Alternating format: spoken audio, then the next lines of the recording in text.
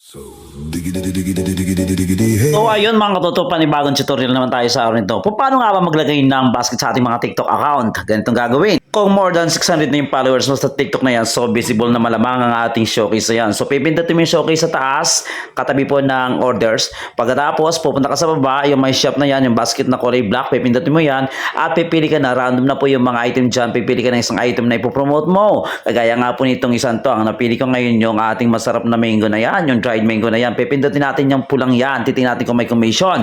Ayun, mayroon naman siyang commission dyan na 9.24. Pipindutin mo yung 9.24 at dadaling ka dito sa part na yan, lalabas yung add to showcase na yan. So lumipad na siya. Kapag lumipad na yan, ibig sabihin na ando na, may showcase ka na kagad. So may link ka na dun sa ano na yan. Balikan natin. At dahil nga mayroon ka ng item dyan sa iyong showcase na yan, so maaari ka na gumawa ng sarili mong video na yan. Pagkatapos yung link na yan, kukunin mo na at saka ipopost mo na dyan sa TikTok na yan. So ngayon, handa ka nang gumawa ng video na yan. Pagkatapos mo makagawa ng video na yan, dun sa plus sa baba, dun sa may baba na yon, doon mo ipopost mo mismo yung iyong ginawang video na yan. Tapos kakopy mo yung link na yan at yun, automatic mayroon ka ng basket na pwede po sila mag-order. That's all and happy affiliate everyone!